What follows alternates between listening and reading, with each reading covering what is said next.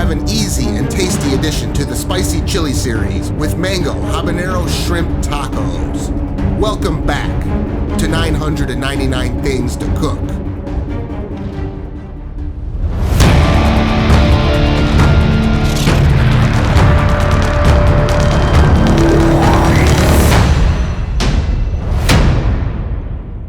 Slap that like button real fast as we start with a mango.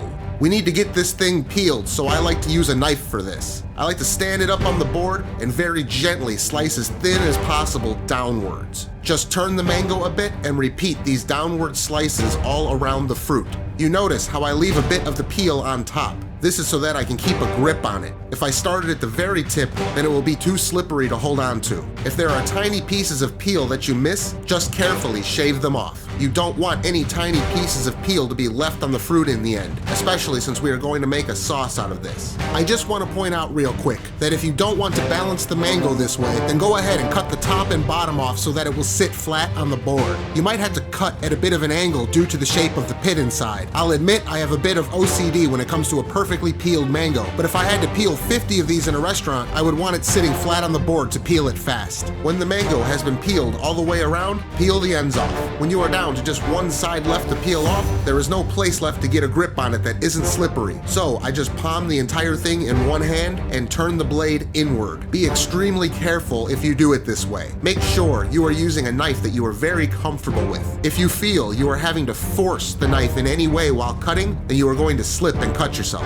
Once your mango has been peeled and trimmed, you must cut the flesh off. It's a lot easier than people think. Start by cutting a wide piece close to the edge off of it so that you can set it down flat on the board. Then do the same thing on each side, turning it over on the board to the new flat side each time. As you work your way towards the center, you will run into a pit. That's why you cut near the edge each time. If your knife starts to stick or face any resistance as you slice, just change the angle slightly. The pit has an odd shape that you can't see while you're cutting. You should be able to feel in your hand if the flesh is soft enough to cut through. Usually at the end, there might still seem like there's some flesh left, but no good angle to cut it off. That's the chef's privilege right there. Anyways, now you can just dice them up. Don't worry about being nice and precise here because it's going into a blender anyways. When it's all chopped up the way you want, add it to a blender and set aside.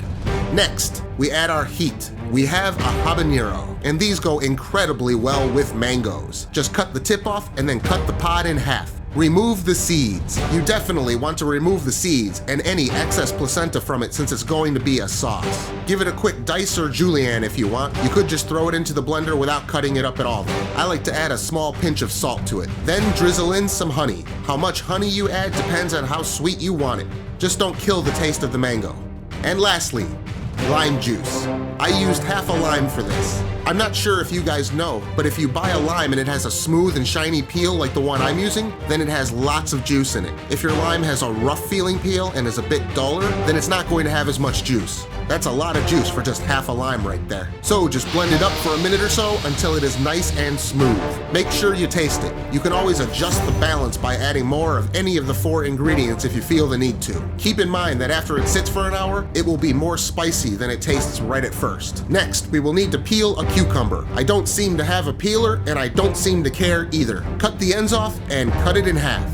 Now you can stand it up on the board and slice the peel off just like we did with the mango. It's a lot easier to peel this than the mango, so you should be a pro at this by now. Cut your peeled cucumber in half lengthwise. We need to get the seeds out. Using the very tip of your knife, score all the way around the seeds. Again, make sure you are using a knife that you are comfortable with. Then all you have to do is take a spoon and gently scrape the seeds out. They will easily come right out of there with no effort. Now grab your favorite grater and shred these things up into a nice cucumber slaw. This is a great contrast to the sweet and spicy mango shrimp. It adds a crisp and cool note to the tacos. Speaking of contrast, I have a red cabbage. You won't need a lot here, just slice a piece of the end off.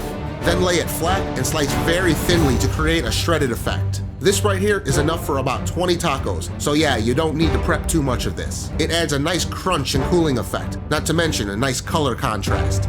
On to the shrimp. I chose small shrimp here because we have small little street taco tortillas. All these need is a decent pinch of some salt, some freshly cracked black pepper, and a small drizzle of olive oil. Coat them a bit. There should not be any excess oil left at the bottom of the bowl. Get a pan screaming hot, and since these are small shrimp, just go ahead and dump them all in. They will only take maybe a minute total to cook. Toss them around a bit. You could add the mango sauce at this point, but I like to taste layers of flavor, so I'm going to add the sauce afterwards. After a minute in the pan, before they are fully cooked, remove them and wrap them in foil to stay tender. Let the carryover heat finish the cooking on these. In a hot pan or griddle, toss in a tortilla. Let it toast up on one side slightly, and flip them over for just a brief moment before making each taco.